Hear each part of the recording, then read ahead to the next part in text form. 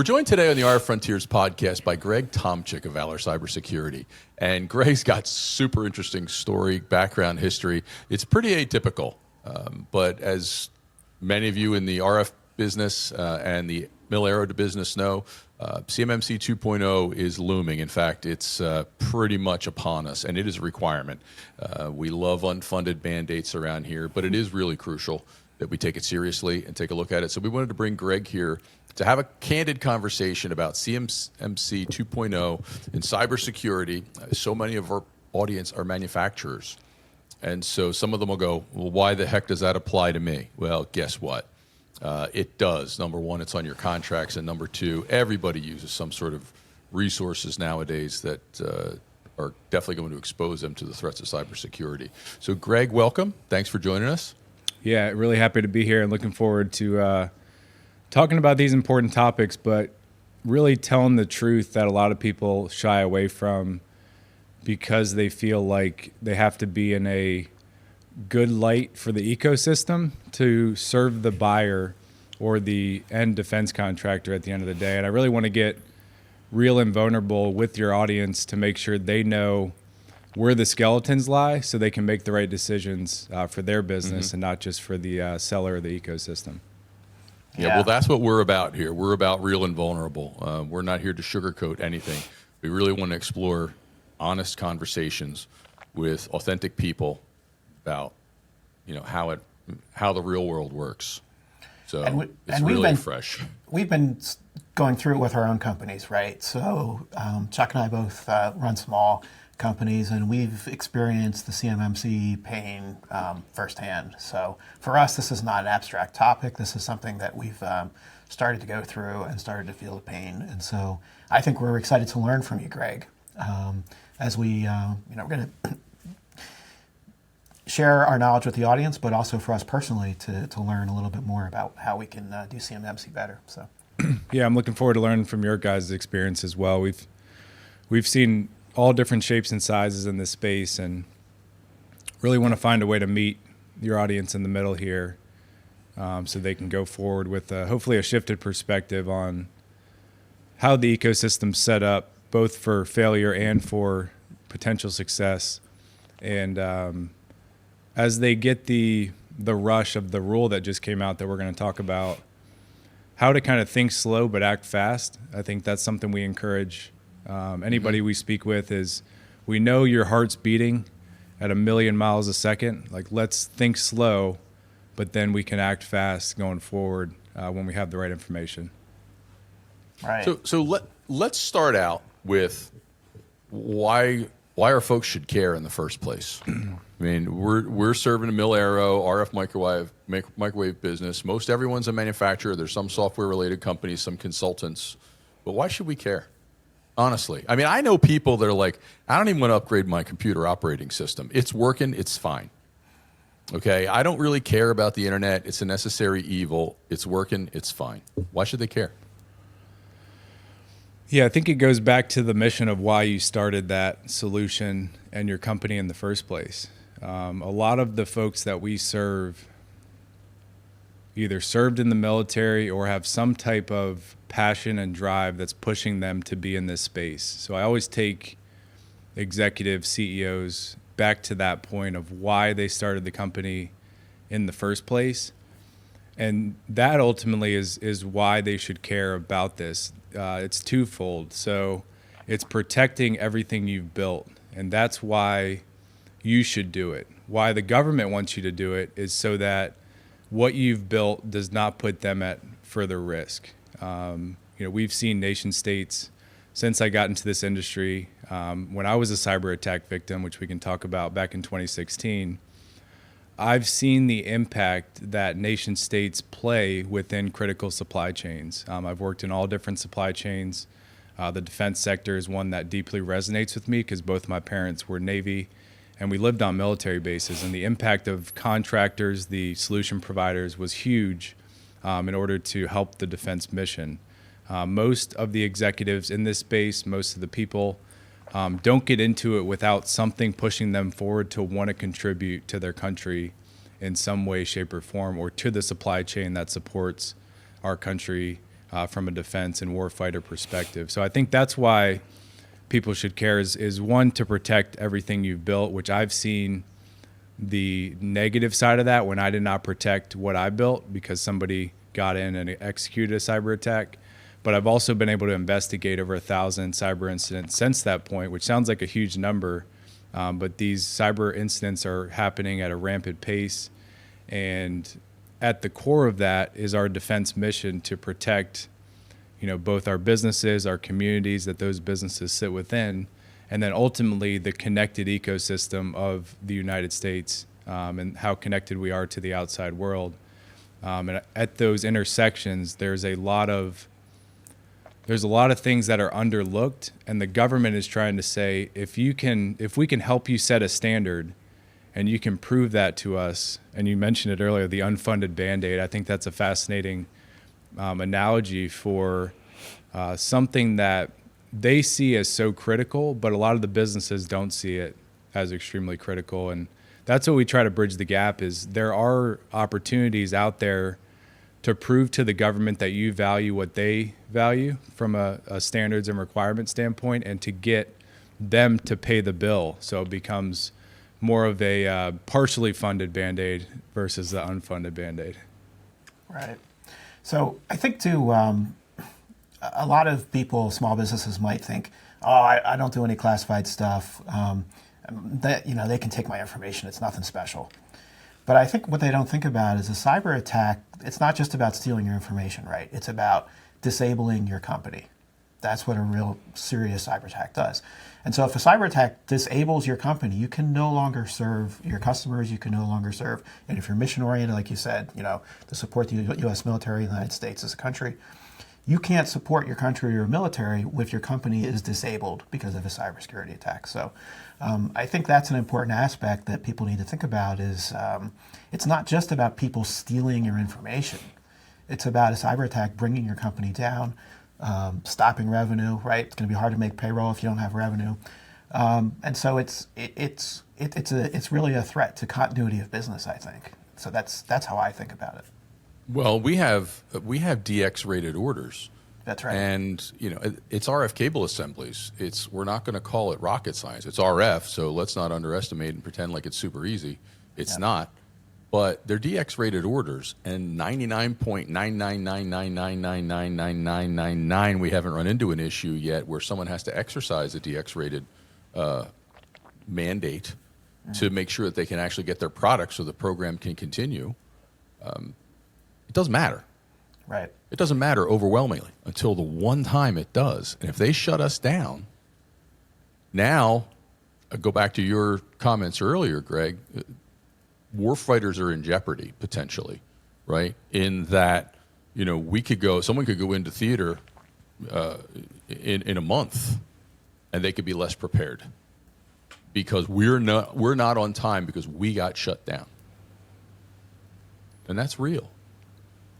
Yep. It is. Yeah, it's all about money and power. So, data is the oil and the network ownership is the land.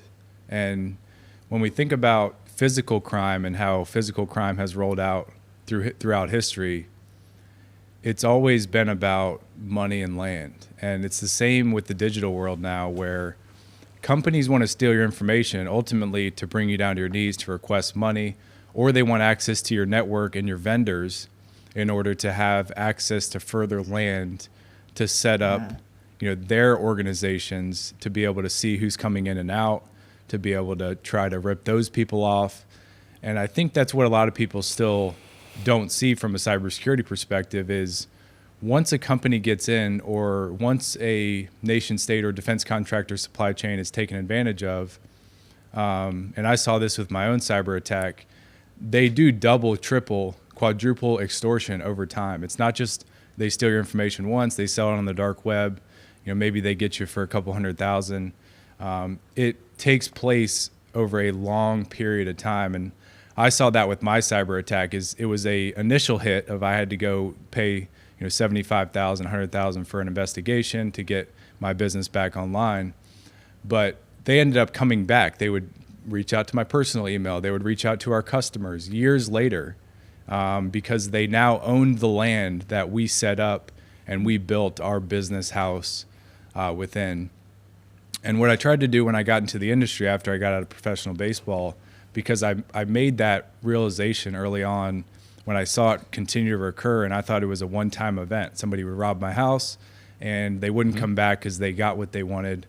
They'd go to the next house. But they realized that that land was now theirs, and they wanted the money out of that land. So they wanted the continual data, the monitoring of it.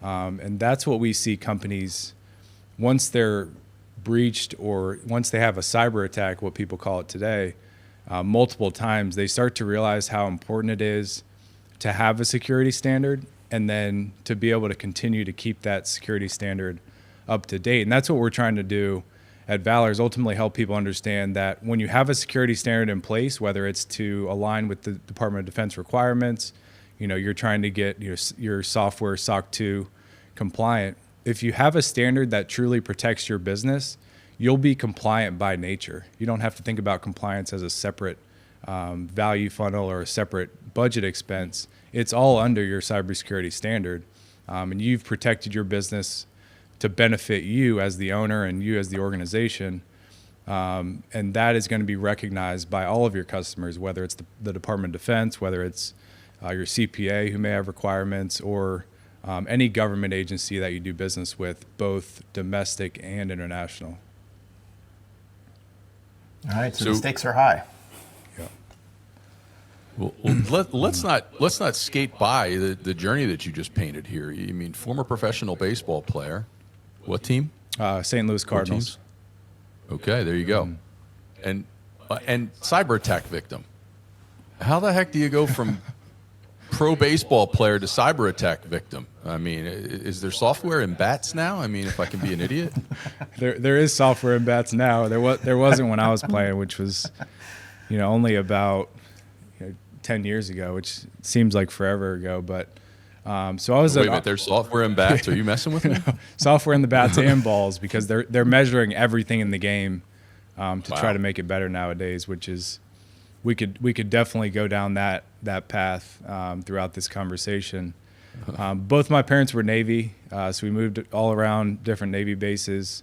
Every generation of males in my family has joined the military, and I decided, and my parents gave me this opportunity to try every sport, and I really linked on to baseball and had some great mentors along the way. But we lived on military bases, and what I saw in military bases was a mix of different cultures. So there was, people from all around the world, all different countries, all different backgrounds. And I always wanted to find a way as a kid to create value based off of the dynamics of the ecosystem, which, it's kind of just like a market on these military bases. Everybody has a lifestyle and they have, needs and gaps in that lifestyle. So I had that entrepreneurial mindset as a young kid. Ended up going to Old Dominion University, which is big military bridge school. Had a great baseball program that was up and coming. And they had a family that donated money back to an entrepreneurship academy or entrepreneurship school at Old Dominion. And I was the first student to put a business through there. Coincidentally, that business was software development, because I saw every business needed a website or an app in order to excel and market themselves. Or they had some type of software solution that needed a technical team to develop it. And we were able to serve some great folks. I was running that business, and we were doing extremely well. We had about 12 people. We had just expanded to India to try to do 24/7 development. So we're always trying to push the bounds forward there. And then I ended up getting drafted by the St. Louis Cardinals in 2015. Still had that business. And at that time, I didn't know what it meant to go away from that business full time and kind of do it remotely. Obviously, I was traveling with college baseball, but I always had that home base. So brought on a partner. That partner wanted to build the India team, and it was in my second baseball season. So it was the it was the end of 2016, and I was at spring training. So the hot Florida air coming in after a long practice. We would start at 8 a.m. We would practice till about 11:30, eat lunch, and then go back out for a couple more hours. And we were coming in for lunch break, and typically I would check my phone just to see if anything blew up. And I had gotten a text from my business partner at the time and said, all of our systems are down. And one of our clients, who was a major yoga studio, because I was an athlete, I was able to kind of get us into a supply chain and a franchise of yoga studios. And they'd shut down all of our other systems, but they put derogatory content on the scheduling of this yoga studio. And if you know anything about the fitness space, people are scheduling around the clock. So that blew up, and that was like our highest symptom of the sickness that was taking place. And that's how I learned about the word cybersecurity, what it meant. Before that, we had put in some configurations and things, but I didn't, as a business owner, I didn't know what cybersecurity was, or really didn't even know what physical security was. But until you have that heart in your stomach feeling, I think cybersecurity is not real until that time. And what I try to do now is tell the story in a way where people can have that feeling for a temporary period of time through my story, to hopefully drive them to take action before that negative event takes place. And obviously I've come in on the back end a lot of times and help people recover from it, but I don't want people to have to do that alone, and I want to get to them beforehand. And that's why we're having this type of conversation. But really, to tell the story in a raw way, I think is what benefits people. We learn from stories. Sometimes we don't even learn from our own experiences, but I had that negative experience and it really impacted me. And so once I hit my glass ceiling in baseball and realized, I have this passion to serve the Greg that didn't know what cybersecurity was, serve that Greg beforehand that had a great business that could have stayed in business and really continued to grow if I knew this topic. It lit a fire in me, and I went out, learned from some great people, and have a great company today serving defense contractors and helping them do what's best for them, but also align with what the requirements are to help them continue to grow their business. I love that story. I mean, I think a business that started because the owner themselves originally felt the pain is a business that really understands the customer in a deeper way than anybody else can. It's much, much different than, your story is so much different than, say, a private equity firm looking around and saying, hey, where's all the money going? How can we make the most money?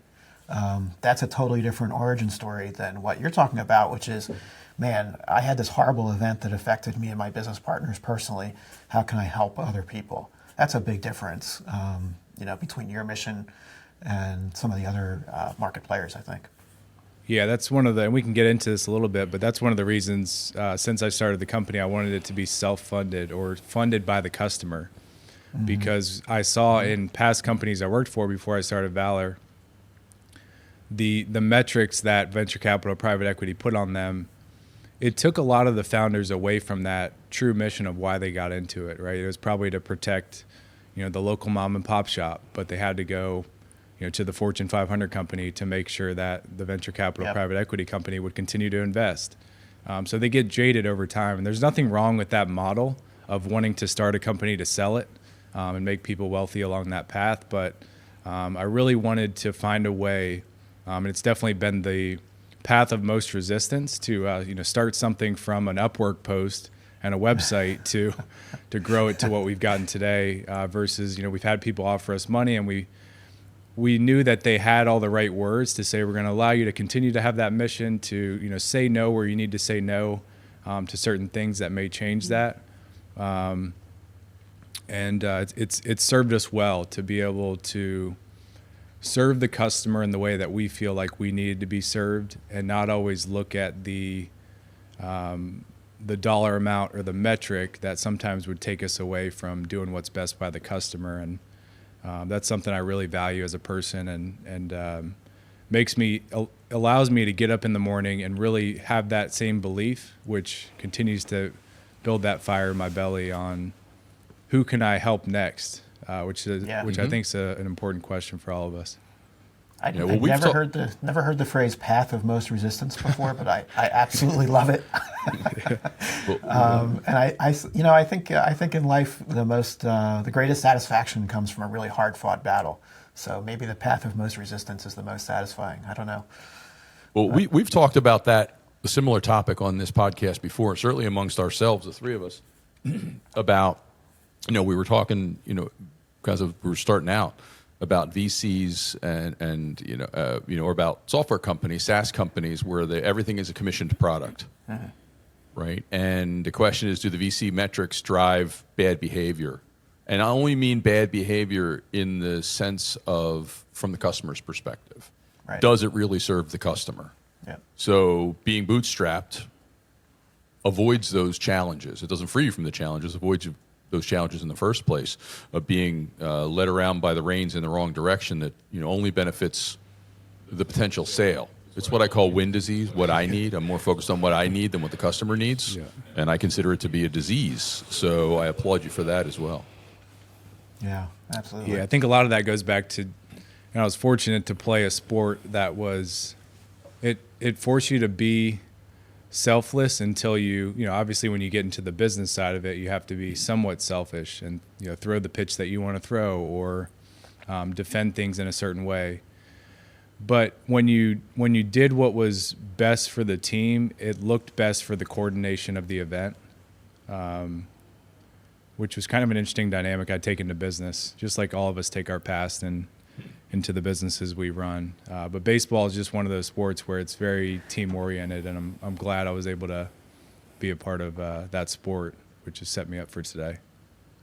I think having a passion, and when you start your business as a passion, that bleeds into everything, your marketing. And as a buyer, I feel like when someone's selling us something, especially CMMC, you can tell that. You can tell someone's passion and what is driving them, and if they're being genuine, and are you getting commission on this or not? And I think something businesses, I know we've talked about this, is that when you are like that and you sell like that and you market with passion, you're attracting clients who are like that, who appreciate that. And it's that differentiation where I think some people just assume when you're a small business, especially like us, that like you're just going to take any client you can. And that's not the case. So when you are a buyer and you see that in a seller, you form this bond and this relationship, whereas you might have clients that don't appreciate that, and you might not necessarily want to have them as a client. I think that's just an important differentiation that is appreciated then in that mutual relationship. Yeah, totally. I mean, I think in marketing, there's this word that we use in marketing a lot, authentic or authenticity, right? And so when you hear a story like Greg just told about, how his old company suffered a cybersecurity attack. I mean, he doesn't need to fake authenticity. Right. This guy's authentic, right? Yeah. And that comes through in your marketing. That comes through. Customers get that, and so marketing becomes more than just like brand awareness and fancy logos. Right. Marketing, when you're authentic, marketing can become just telling your story, just telling the truth. Yeah. And there really is no better marketing than telling the truth. There really isn't. Yeah, it's the hard sell versus the soft sell, and I feel like when you create enough value and you have a story like you guys have highlighted, which is a passion story to help others, people can feel that, but I think it also shines through in the service and solution you develop. I feel like there's only been one time, maybe it was like the first deal, where I felt like I had to kind of hard sell because I was trying to get that first or second customer. But since then, we've created, and this is probably because of that bootstrap model, we've created a service model that is truly best for the customer, and we benefit on the back end. We have a 6-month program to get companies CMMC ready. Most companies want to charge half up front, half at the end, and it's 3 times our price. And why we've done it that way is because we can meet the customer where they're at. Their contract cash flow may be coming in monthly, so they're able to pay on a monthly basis. They can pause at any time. Most companies get you into contracts where you can't pause based off your business. Say you're going through a contract life cycle and you have to put together bids and proposals that month, and you need to kind of take a pause on meeting some of those requirements. We're happy to do that, and that's in our contract, set up for the customer versus the customer having to ask for it. So it provides that flexibility we need in business. Nobody likes to be put into a template structure, but when the template structure is is put together to build that flexibility in. It feels right to me as a business owner if I'm engaging a service. So, we try to find folks that fits within, and typically they're really appreciative if they can take a month off while they're, maybe they're going on vacation and they can't contribute, so they want to pause on things for a month, and that comes along with the flexibility. And we want to see more services like that in the ecosystem. A lot of cybersecurity is tool driven, so it's that how do we get more MRR or monthly recurring revenue? How do we get our tool into more places? But what I found when I was working for larger companies as I was getting my feet in this industry is there's a lot of tool overlap. So we would go in as a vendor agnostic partner and save these corporations millions of dollars in both people and seats and security tools that they had deployed because they had been sold on this capability, and they had overlap of different capabilities, which isn't always bad. But if you have 10 people sitting on the same floor doing the same thing, but only one of them is doing the actual work and 9 of them are kind of sitting there and just billing an hour, the CEO, the people paying the bills don't see that. That's right. But on the ground, those people know it, and they're just getting off easy by, billing those hours. And the corporation at the end of the day, that is employing those individuals, if they're outside consultants, are loving that because they can put them on other projects. And that's the big four consulting model. And I saw that early on and said, how can I take what's good and what's bad into an industry that needs these capabilities, from a national security perspective, but also from a business protection standpoint, and try to do it the right way. Obviously, we aren't perfect, but we like what we do, and we're passionate about it. And it's to have that perspective has really benefited the customer. And I think that's why we're in business at the end of the day, is if we can benefit the customer and create enough value. And I was an economics major in college. You get that value back in return, and you can build a company off of that. Yeah, absolutely. That is the Big Four model. It's also the model of thousands of Beltway bandits, as we call them here in DC. Yeah. Well, that's been a recurring theme for our guests now as we continue on our podcast here. We keep hearing this customer-centric approach. We know that this business is very, very spec heavy. And they think that the customer approach oftentimes stems from the specification. They want to design a new product. Hugely important, especially in this industry where technology advances at a very rapid pace. But there's that other aspect as well. That is, how do I design and innovate on the product or the solution while still satisfying what the customers really, really, really need? And this has been a recurring model or a message, if you will, that I think about every day, and I know Sean and Ariel think about every day, but our guests are bringing forward with these stories and this attitude toward how they take their business to market. And I really think that's going to be the difference for the truly successful ones who evolve and grow and are really well lauded and respected and loved, frankly, and those who just are out to be mercenaries and just make a buck. Yeah. Yeah, I think a key point there, and we've seen this recently with folks in the RF space, but also in the manufacturing space overall, whether you're manufacturing software, you're manufacturing a piece and part, is the government will pay you to build a product for them. How do you find the benefit of that intellectual property for your own company, and turning that into now your product catalog that you can go offer to others? And I think sometimes that second piece does not get visited because you're on a contract, you've bid on this contract to develop this piece and part specific to the government. But we see a lot of companies, and they're in business for 20, 30, 40 years, and they're still piece imparting, developing things for the government versus taking that solution and saying, we've developed this for the government, but our great team has developed this. How can we take some of that intellectual property and almost templatize or think about how it elevates the value of our company? And then you start to resell that to different government agencies. And I know a lot of people do that, but we see that more and more often happening, and it gets missed. But something like CMMC, where you look at how do you productize stuff so it doesn't link back to the government from a sensitivity standpoint? Maybe you get a drawing, it links to a product that you've developed in the past that is your specific proprietary blueprint or software stack. And then you're selling that back to them. But when you start to customize it, that's what they look at as that sensitive information that needs to be secured up to their standard. So it's a little distinction. I wanted to mention that as you were talking through that. I thought that's something the audience may benefit from. We've seen companies do, and they're able to get some of that commercialization value where it can become another revenue stream or another partially funded potential Band-Aid that they thought was a Band-Aid, and maybe it's something that can elevate them and heal their business on the other end. Yeah, I love that you brought that up. I think there's this continuing tension between build whatever the customer wants on the one side and come up with ideas that the customer doesn't know they want until they see it.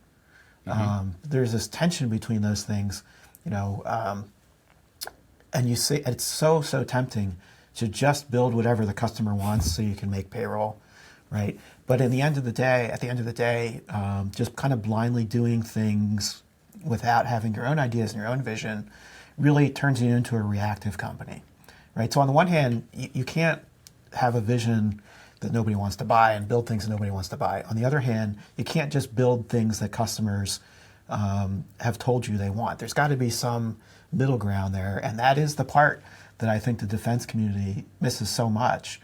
And there are so many Beltway bandits who just get an RFP from the government and says, oh, they want us to do that? Okay, now we're experts in this thing. Oh, look, we're experts in this. Now we're going to make ourselves experts into this thing the government already says they want to buy. So there is a real tension there.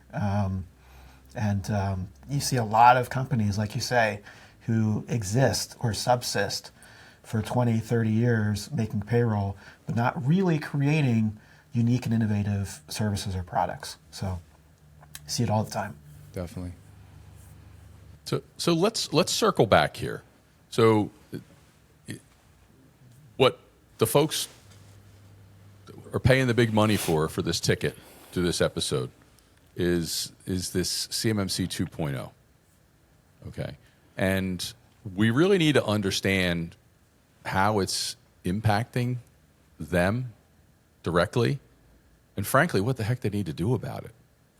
I mean, it's because you can go, if you just go to the initial webinars and you look at the initial training, your head will explode. You just think, oh God, we talked about CME, level 3. Do I need to do level 3? Yeah. Oh my God. What do we need to do? And how do we begin to go about it? And by the way, there's a deadline. So by when? Mm-hmm. Yeah, it's a great question. It goes back to the initial part. Why should people care? We live in a heavily digital world. How do you set up a security standard over time that makes you protected and compliant? I think it goes back to that. That's what the government wants you to do. And when you go to these other webinars out there, whether you go to a town hall with the CMMC accreditation body or some type of vendor, it's the typical what you see at a conference. It's here are all the problems in the world. Here is the tool or solution that solves it. And that's the narrative we see across the board. Go pay for the CMMC accreditation body training, or there's some type of upsell. And that's not going to happen here. It's ultimately, how do you build a protection standard internally that first protects your business and then makes you compliant? And I think that's what everybody needs to walk away from this thinking. There's NIST 800-171, which these requirements are based off of, and you can build it based off of that. Where it gets complex is NIST develops descriptive standards, not prescriptive. So it doesn't tell you exactly what you need to do.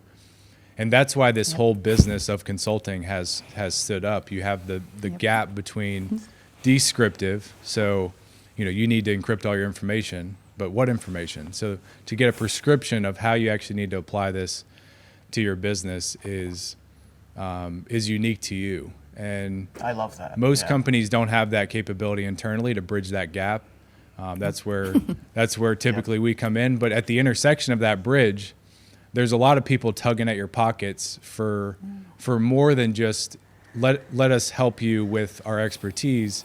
It's let us help you with our expertise, and we're going to throw along that roadmap a lot of the tools that we make money off of, because that's best for the private equity venture capital or for our pockets. Yes. At the end of the day. And so, really considering your own business, most of these CEOs, executives, owners of these businesses that we work with, they know their business better than anybody.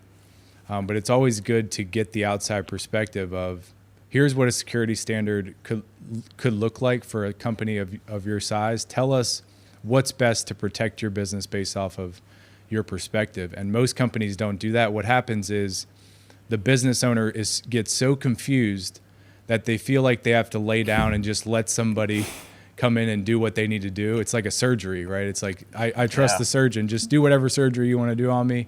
Hopefully at the end, I walk out of here and I'm in one piece. And that's a lot of what's happening, honestly. So they have to understand that component of it to even get started. And as I mentioned, kind of, think slow, and that's that slow thinking process, and then act fast. And that's ultimately what people should think about doing, is how do I think slow through this and not get consumed by the confusion that takes place from the government speak, the legalese, the acronyms, and ultimately look at this as there is a way to simplify it. Hopefully this session helps them simplify things, but you have a business process that you go through to deliver a product or service. Write that business process down. What tools do you use to do it? And then ultimately, how do we put a protection standard that the wrong people don't get into this process? And it's ultimately that simple. That's what the government wants to see. When you get into encryption standards and multi-factor authentication, all those different words that the security standard and capabilities of the security standard continues to talk about, it all starts there. And they call it scoping, but ultimately it's map your business process out, write it step by step. Think about if you were on the outside, and sometimes it's hard for business owners to do this. If you were on the outside, how would you take advantage of this business process? How would you shut it down? How would you steal the intellectual property that we talked about? How would you find where the money is going, either from the government or from you to your vendors? How would I get in the middle of that? And if you think about that process and you take a kind of like a physical security approach, if you're familiar with that space, how would someone get into my building? And I think that's where the gears start to turn.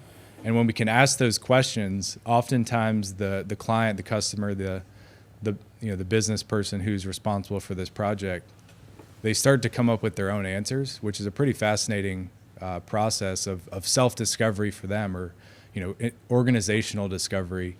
And that's why I love to be a part of this process, because we get to see the entire business and we get to help people discover what they need to do. Obviously, there's a framework through NIST to follow, but oftentimes the best security implementations come from that business owner, because they know the business better than anybody, and they say, "Oh, we need to do multi-factor, but here's a way we could do it that would fit best for our culture and our team based off how they currently operate."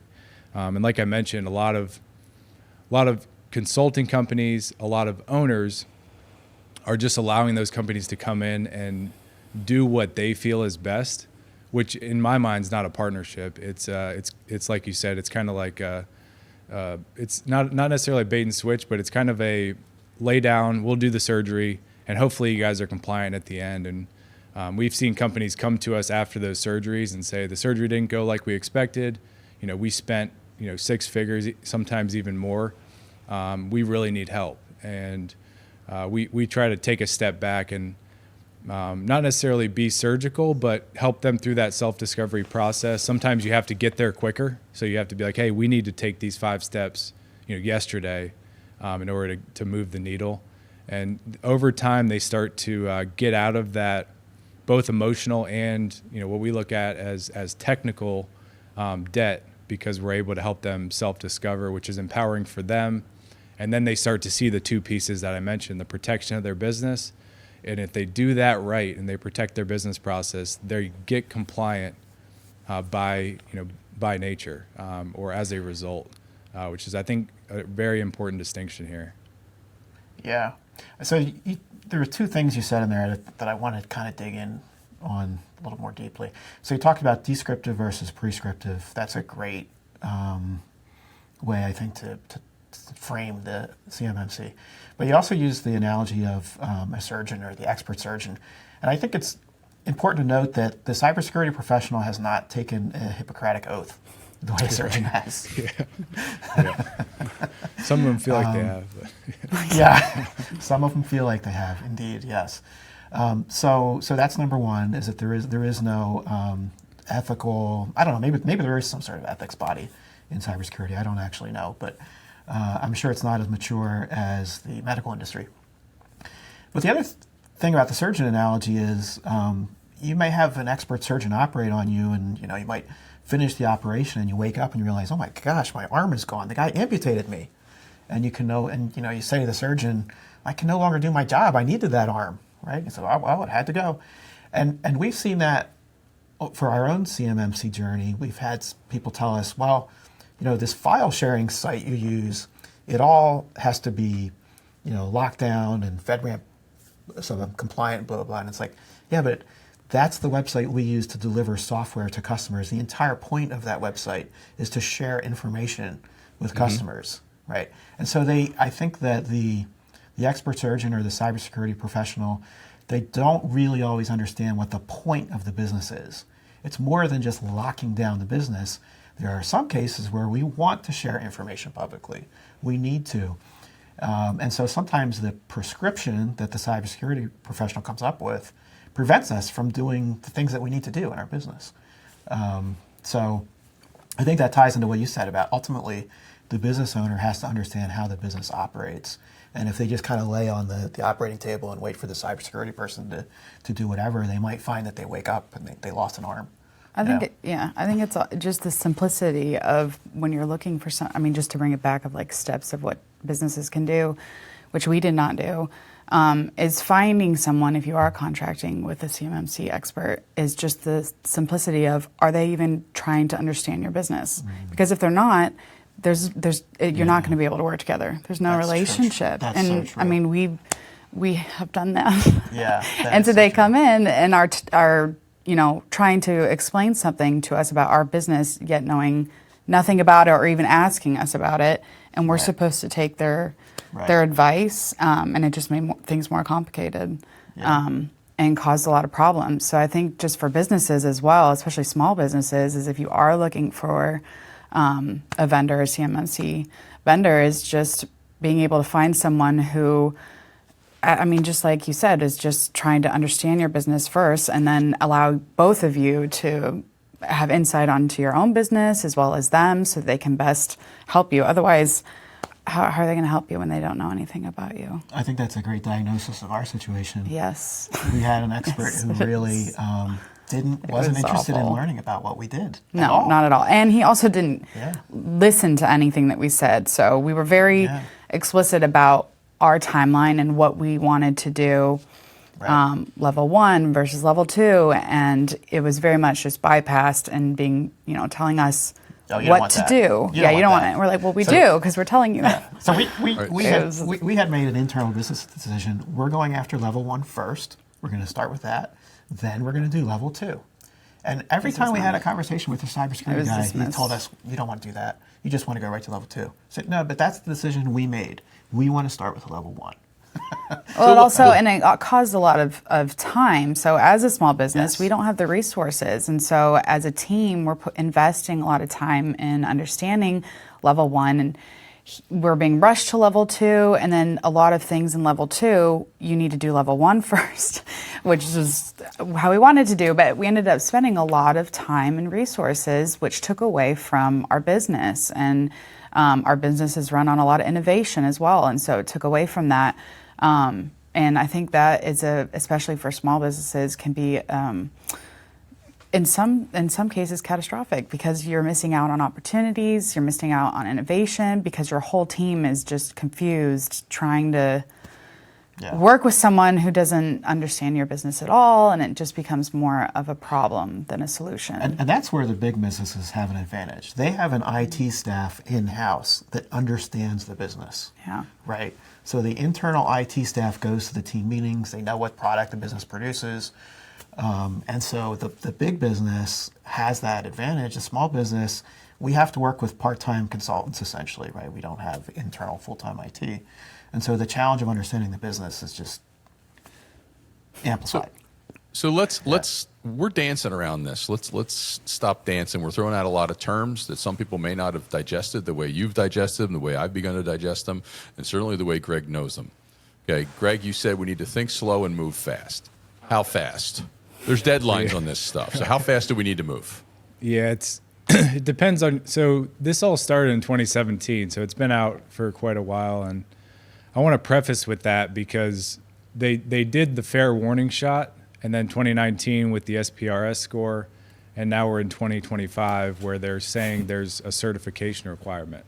There's a 3-year rollout period, so it could be any time between November 10th, so last week, and 3 years from then. So you think, 2028. So it could fall anywhere in there. But by that 2028 period, they're saying that those two clauses that we mentioned, there's a certification requirement at this level, is mentioned. It's going to be in every contract that is considered to have federal contract information, which every contract does, or controlled unclassified information, which is level 2 CMMC requirements. We see about 70% of contracts in the whole ecosystem are going to be level 2.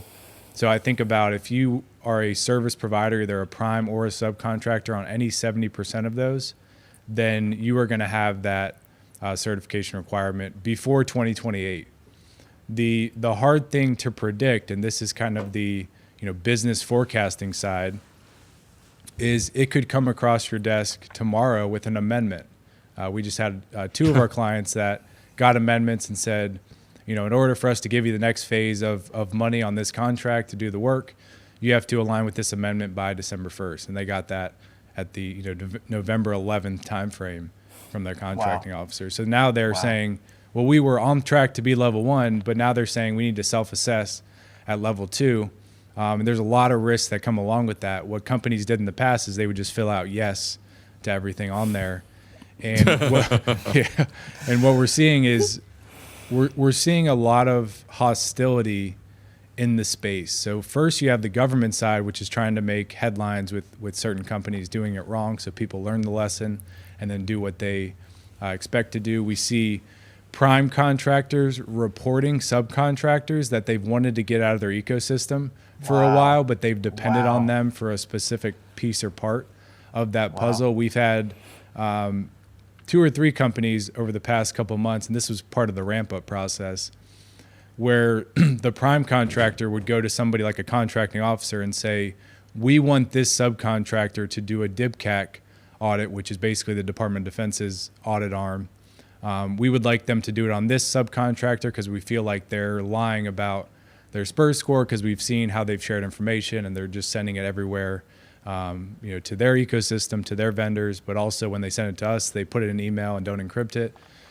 So there's a lot of hostility and negativity around that. So you definitely want to avoid that piece. That goes back to just basic, business fundamentals and doing things the right way by people. So you're saying that it's not just the government that's sort of calling people out, but actually primes as well. Primes and subs. So there's a whole whistleblower hotline that anybody can report any company, and then the government starts to investigate it. So if they, if Valor was in the ecosystem and, somebody didn't like Valor, then they could say, DOD, we suspect that Valor is not protecting up to this standard. We know it's in their contracts. We would like you to look into it. And sometimes the government doesn't have the resources to do it, but what they'll do is send a letter or put an amendment in the contract to say, we now want you to do this CMMC level 2 requirement. If you get an auditor to come out within 90 days and send us a letter, we'll lay off. So it's a little bit of they're firing from the hip, but then there are more and more percentage of contracts that are having this in there by default because it's, it's a more sensitive type program. So potentially you could even have disgruntled former employees calling that hotline, I guess, right? Yeah, so Aerojet Rocketdyne was the first company that had a false claim litigation, and it was multiple millions of dollars, but it was a former IT employee that had a disgruntled conversation between the executives of the company to say, we need budget for these things to get compliant.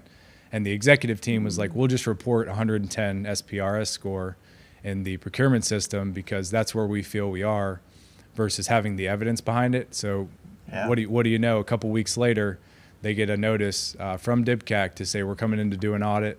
They ended up failing. They realized that they were false reporting. There was a whole litigation around it. And there's a lot of lawyers out there being birthed from the legal actions they know are going to result from And it doesn't even have to be a disgruntled employee. It could be just an employee who feels like he's doing the right thing for the DIB, right?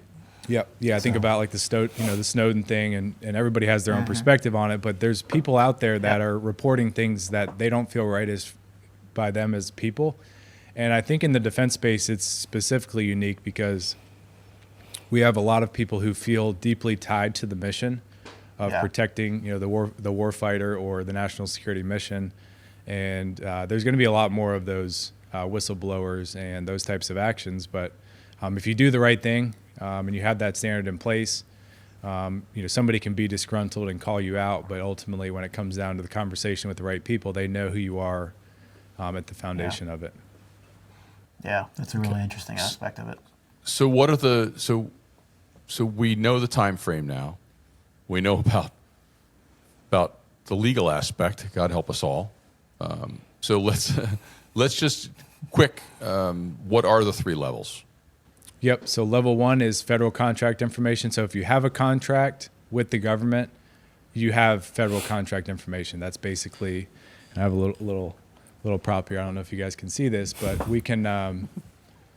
It's probably a little. Share small, that with me. We'll make sure it yeah. ends. Share that with me. We'll put it into the episode. Yeah, we'll make sure it's in there. But federal contract information, contract terms and conditions. Most of us, if we have a contract, we have that. Contract schedules and revisions. I would say 99% of companies that have a defense contract have FCI. Where it can become that 1% is that small bolt provider that never gets any contract terms. They just get a small PO that says produce this part as a part of your catalog, but they never know it. They might not know it links back to a defense contract. It's just a provider that is producing a bolt. Go ahead. Okay. So I have a really specific question for you because it's been bothering me in my own head. So let's say that we have a conversation, a pre-sale conversation, right?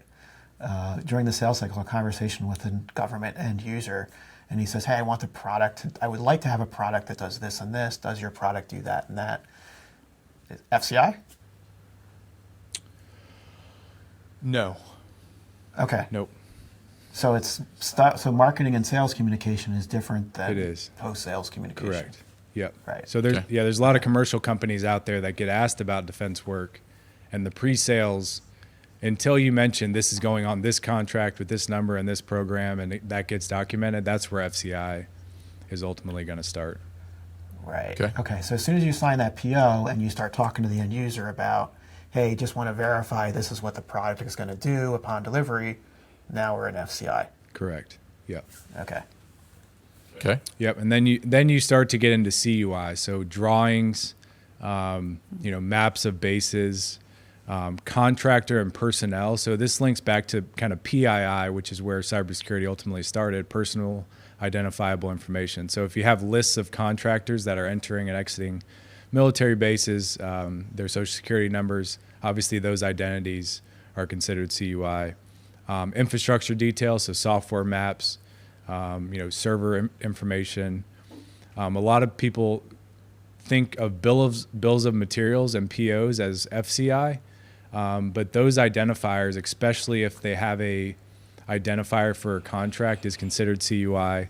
And then financials, any systems, QuickBooks, NetSuite, those systems that process a lot of the financial data of what contract this is coming from, how people are paid on that contract, the equipment that goes along with that contract. All of that data is considered CUI. And this is the piece that organizations spend the most money on upfront is scoping. We have companies come to us that say, we've been scoping for 5 years. We've had 3 vendors come in and try to scope this out. If you can get scoping right, the rest of the process is ultimately, pretty much a breeze from what we've seen. And this is where we spend a lot of our time in our 6-month program. The first 2 months are scoping. We're making sure we understand the business. We're making sure the business owner or the executives have mapped out their business process. And we've teased out what is not going to be included in the scope and what is going to be included. And having that segmentation, or saying our entire business is defense related, we're gonna secure our entire business with this standard. Those 2 distinctions are a huge cost savings, as you can imagine, on what you're protecting and what's in scope. So I encourage. That's that think slow. Is what happens is companies, they have their hearts beating really fast. They don't know what to do. So they just make a decision on scope based off of what somebody tells them is the right way to go. But you really have to think slow in the scoping. And it goes along with, when you're starting anything, if you think slow and really consider what the customer wants, you're going to build a better solution versus saying, Joe, this business really wants this solution. Like you mentioned earlier, let's build that solution, then we'll build the next solution. And so it's kind of that really thinking slow through scoping is a huge benefit to companies as they go into the process here. I think that's some really great specific advice. I mean, I know we've almost fallen into that trap, so that's great advice about think slow in the scoping. Yep. So once the scoping is done, okay, you have the self-audited level 1. Is that correct? So you have to apply those. There's 15 security requirements, which is pretty basic. If you're a Microsoft shop, if you have Microsoft Business Premium, you can click a couple buttons and then train your personnel on them, and that makes you level 1. So you basically apply those simple configurations and rules and then train your people, and that gets you to level 1 CMMC. Okay. And then level 2, you need an outside auditor. So level 2, there's 2 elements. So level 2 self-assessment and then level 2 certification. Right now, a lot of companies are getting the requirement to submit their self-assessment. So basically what the government is saying, or what the contracting officer is saying, is tell us where you stand, and we're going to use this as your first point of record. What a lot of companies did early on is they just answered yes to everything. Mm-hmm. And then they go back in 2 years later, now that this is a requirement, and they answer no to half of them. So that tells a false narrative that it honestly shatters trust. And we know business is all about trust at the end of the day.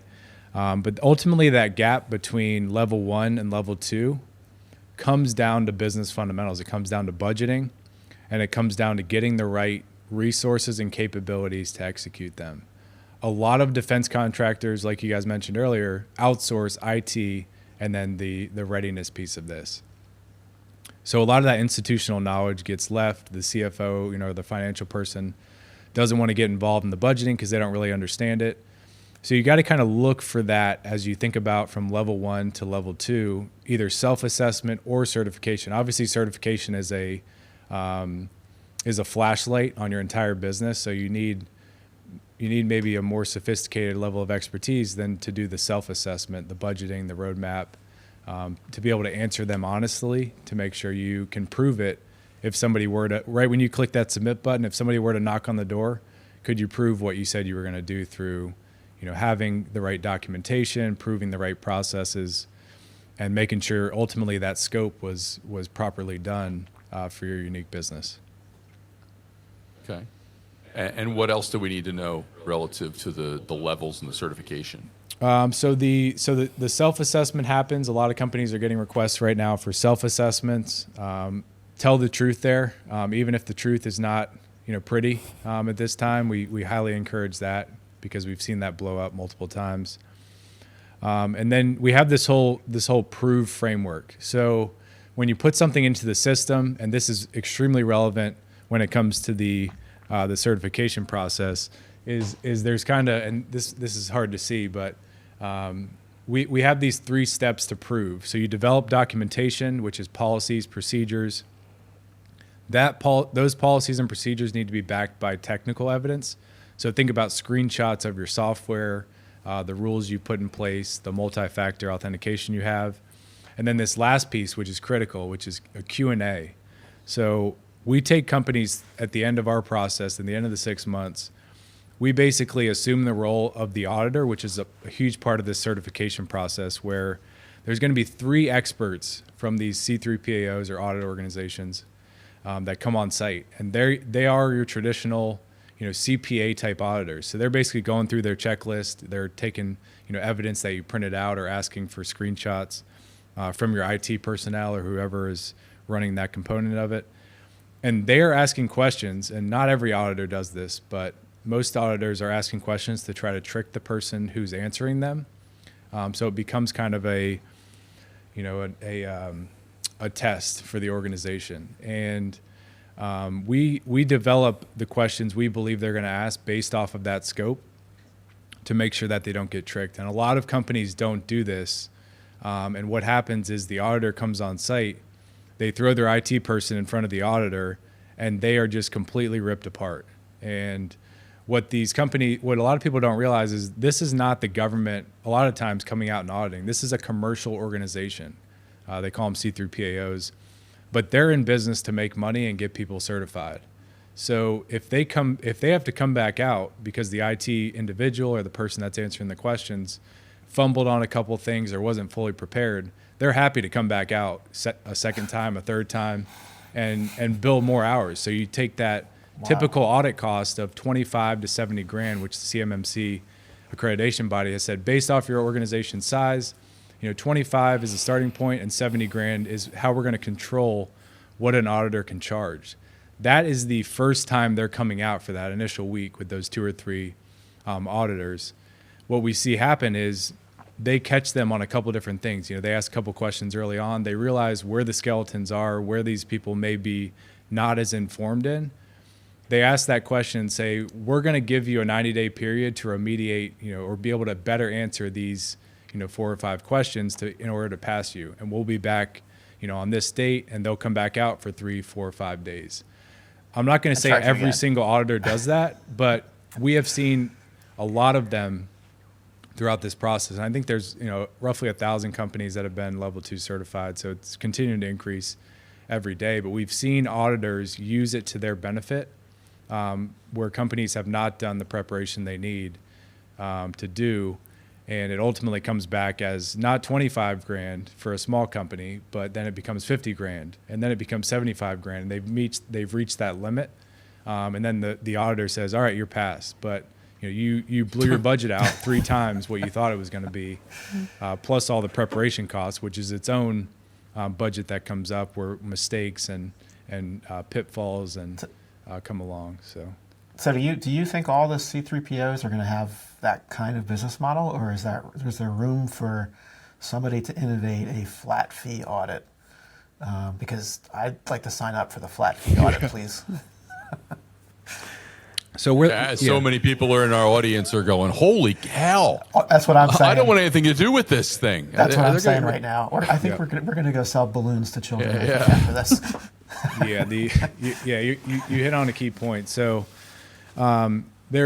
because this ecosystem is commercialized, so the DoD has said we want a commercial certifying body called the CMMC accreditation body, and we want to create an ecosystem of private organizations that are serving it. So you have the readiness partners, which is what Valor does to help people prepare. Then you have these C3PAOs who are the auditors. Since it's there's a commercial aspect to it, and it's mostly commercial, what we've done is we've talked to a majority of the C3PAOs because we want to set our clients up based off what's best for them. So we want to find the lowest cost, but also the person that we know is not going to screw them over in the long run. Yeah. And when they've seen the way we develop documentation, the questions we ask, how we prepare companies, because they now know what we do and how we do it as a preparation company and the type of IT companies we work with or how we train the internal IT company, the amount of hours and the cost of that audit goes down. So we've had customers get audited at 12.5, and versus 25 because they've seen our documentation, so they have benefited from that gap in their understanding, which typically they're going into environments and have to re-understand how they've developed documentation and how they do things from scratch. But they know that we have a way of going about things, and there's a lot of companies out there like us that have done this. So if you find the right partner on the front end, or you find the right auditor, and we've had companies come to us and do this that have not paid us $1 that said, we've interviewed 25 C3 PAOs. We found a great guy that was willing to talk us through how we go about doing things as a business. And that conversation, because we took the time to do it, saved us a bunch of costs on the audit. What a lot of companies do is they look at these C3 PAOs as just audit companies, and they don't have the conversation. So they say, they go to their ecosystem and say, does anybody know an auditor? And then one of their friends recommends Joe, and Joe's like, all right, we got to go do this audit, and we start from scratch. So we have to understand the business. We have to make sure their documentation is right. So you can kind of see that gap in the understanding, which consultants love, right? They love that gap in understanding because then they can bill more hours. So if you're an outsourced model where you outsource IT, outsource your readiness, I would definitely encourage folks to look for that gap already being filled. So auditors that have worked with that IT company or auditors that have worked with that readiness partner, what we typically like to see if somebody comes to us before they've engaged an IT company, before they've done any readiness, is we try to find them the right pieces to the puzzle that are ultimately going to save them money for the right auditor. So if they're in manufacturing, we try to find them a C3 PAO that already understands the manufacturing, of this type of bullet or this type of widget, so that they already know the ecosystem, they know the industry, and that benefits the company from a cost perspective. And that's typically where we get our services paid for as a part of that savings. And I think a lot of business owners like that when you can prove a return on investment versus Valor coming in and saying, our cost is X. You just kind of absorb that cost to get ready, and there's no benefit long term to earn that back. And I take that, as a former athlete, as a challenge to say, what if we could get our costs paid for as a part of the savings they get from the audit on the back end? We've proven that time and time again, and it's something we take great pride in, is saying when a company is all the way through the level 2 certification, they have looked at us as a real business benefit because the cost paid for itself, and they got the opportunity to improve their business along the way. And if we can continue to do that, I think it continues to make our company more valuable, and we build better partnerships. We find the right C3 PAOs, the right IT companies, and then we find the wrong ones, and we help people steer away from that brick wall that they typically would have run into in the past. And that's ultimately why we're in the business at the end of the day. That's some amazing insight, Greg. I hope that I don't know if there's any C3 PAOs listening. I hope that some of them are smart enough to specialize and not just pretend like they can do everything, because that would really be better for us. Because I never considered the fact that a C3 PAO, they're not interchangeable, that you could have better, faster, higher quality results with somebody especially. But of course that makes sense. I mean, that makes sense naturally, but I had just never considered that. Yeah. Mm-hmm. So I hope there's some auditors out there listening and they build a business that's specialized and not general purpose.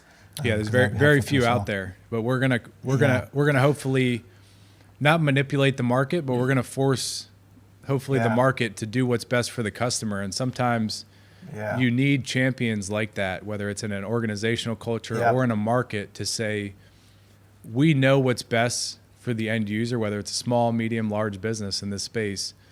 And we're going to continue to make decisions based off of helping the market get there on its own. We definitely need more people for the mission. We can't do it ourselves. But I think if we can educate the customer to ask the right questions, then ultimately the C3 PAOs, the IT companies, and companies that are similar to us, they end up making the decisions, or they go out of business because they didn't make the decision based off of right for the customer. So that's I think our kind of longer term impact is if somebody can say, wow, the market has really changed based off of the education you've been able to provide to the customer and to the ecosystem. That's just another benefit and feather in our hat that we're hoping to stack on going forward. I'm kind of also hoping that as it comes crunch time a year from now and the auditors are totally backlogged, that they get more and more motivated to finish audits quickly. Yeah, yeah, it's not the week-long process. Right. Yeah, Right. So maybe that'll change as they start to feel the heat and they run up against their own resource limitations, because I'm sure they have their own business problems about recruiting talent, good talent, and training quickly. And then their business model is a tough business model because they're going to have a huge surge of business for a couple of years, and then it's going to drop and level off. So hopefully the industry can navigate that, because a surge type business like that, I think is going to be difficult to sustain over a decade or whatever it needs to be.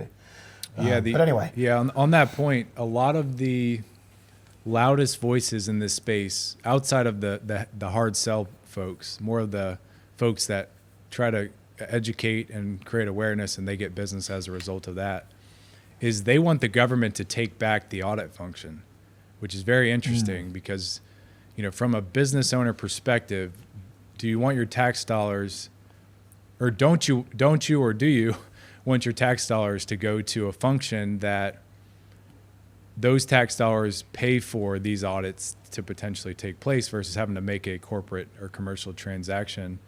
Obviously, there's problems that come along with that, and there are resource troubles. But that's something I think the audience should track, is that could be a very realistic thing where obviously there's companies that will always prepare you, but it's almost like the authority to operate model where you can get somebody from the outside, like a Valor, to come prepare you, but then ultimately the government or somebody that they bring on that is under the government umbrella is going to help you pass the authority to operate process. So something to look out for. This is actually not new, a new challenge, believe it or not. It's actually about 75 years old. I used to work in the television industry, and certainly would seem totally unrelated to cybersecurity, but actually what you're talking about is what the FCC had to figure out 75 years ago when they started licensing TV stations. So in the broadcast industry, an RF signal or a TV channel needs to occupy a very, very specific part of the spectrum and nothing else. And they have to transmit a certain level of power. There's a lot of rules around the way they have to operate. And originally in the broadcast space, the FCC established a licensing process where you had to have a license in order to be an engineer at a TV station. And if that TV station was out of compliance, that was your license on the line. It was called an FCC, I think it was an FCC first class license it was called. Over time, the technology, the RF technology got a lot better, and there weren't as many problems with signals straying outside of their channels, and so they got rid of the FCC first class. But there is actually precedent for this that goes way, way back, where the government, I guess you could kind of call it maybe a private-public partnership, where where the employee of the commercial organization I guess that's sort of like a Hippocratic oath. They were entrusted, and also maybe threatened a little bit that, hey, as in your capacity as the engineer at this TV station, we have the ability to cancel your license. So, well, if we start getting into canceling licenses to manufacture products into the defense industry, this country and this world is going to be in a huge situation of hurt. A hurt locker, if you will. Well, how is that actually different than where we are right now with CMMC, where we have to? Maybe not. Yeah. Maybe not. Yeah, maybe not. Which is why this was such a big topic. Which is why we wanted to talk about it, and why I think that it's really important for folks to start. If they're going to think slowly and act fast, they better start thinking slowly now. If they have not done so. So, Greg, do you have any gaps that we didn't cover that you'd like to share with folks that will encourage them to start thinking now? Yeah, I think where rubber meets the road is the budget component. That is where a lot of, I know some things in my business, that is where things keep me up, when I don't know what the realistic budget for something that I really want to do is. And that stops me from thinking about it. And a lot of engineers think about the solution, so they want to have a clear roadmap to solution development and how to implement it. That brings its own challenges, because we talked about the descriptive versus prescriptive. A lot of engineers are smart enough and educated enough to read that descriptive and make it prescriptive. But that budget piece is really critical.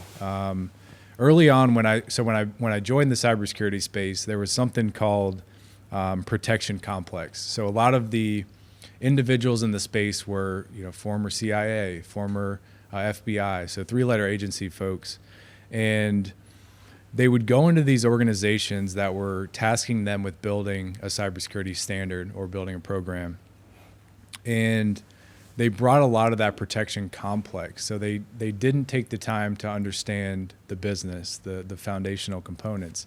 They were just like, we need to shove this protection because we think you need to do it yesterday, and we need to get on the fast track immediately, which is really egotistical from the partnership support perspective.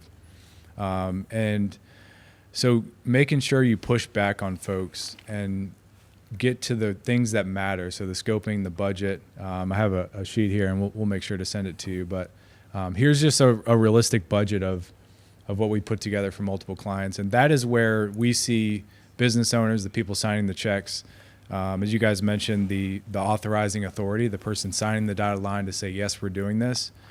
We see them really get on board when they have a clear budget and a path forward to both how they can spend money on this over time. And that's that thinking slow versus just starting to spend money, hoping that the Band-Aid works to heal the wound.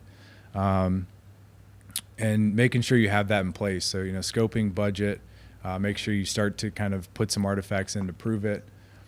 There's a lot of good folks in the ecosystem. I think I want to mention that because I know we've talked quite a bit about some of the pitfalls and some of the negativities, but there are good folks out there.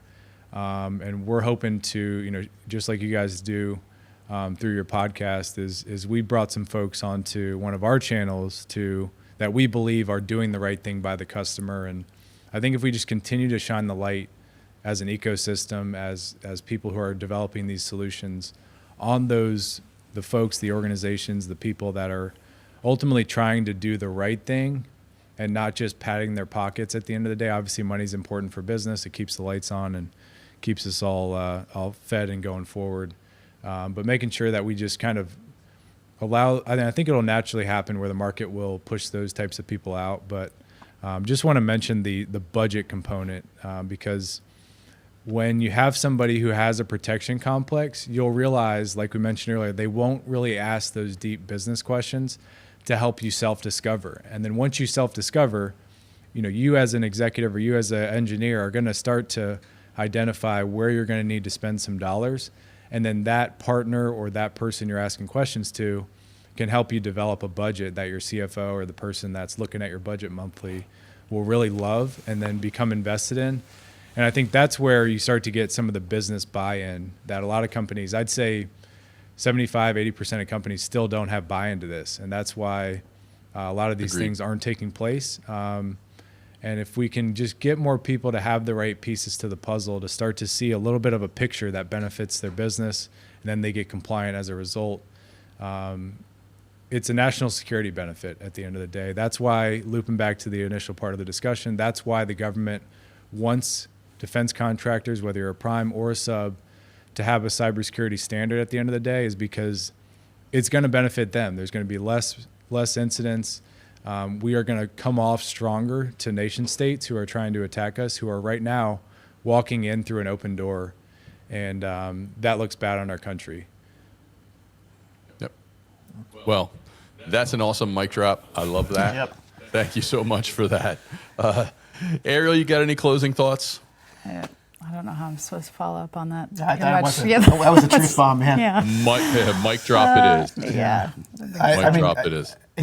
Greg, you dropped a lot of truth bombs today, and you have a funny style of doing it so casually. But you say things, and I think, oh man, that is so insightful and Yeah. correct based on our experience. So I hope that people really listen carefully to the things that you say today, Greg, because there's so much truth in those things, whether it's the descriptive versus the prescriptive, or understanding the nature of the business before you do anything, or the importance of scoping. Man, these are we've already learned those lessons the hard way, Yeah. Simple ideas that we might not ideas that we brush off, or you that might make all the difference. Yeah. So we really appreciate you, Greg, sharing those truth bombs with us. Absolutely. I know it's going to improve our business, and hopefully it improves our audience's business. Yeah, it's been an absolute pleasure, guys. Appreciate what you do for the defense industrial base. And, I told you guys early on, wanted to be real and raw with you guys, really give your audience a view into what this industry really looks like. And hopefully I was able to provide that today, and happy to continue the conversation with you guys and come on in the future as this continues to evolve. Great. Awesome. Well, thank you so much. Folks, I'm going to wrap this up with just this. You've given us a ton to think about. So on behalf of our guest, Greg Tomchick, my co-hosts, Ariel Carlson and Sean Wallace, start now, think slow, act fast, and dream big. That's a lot. Love it.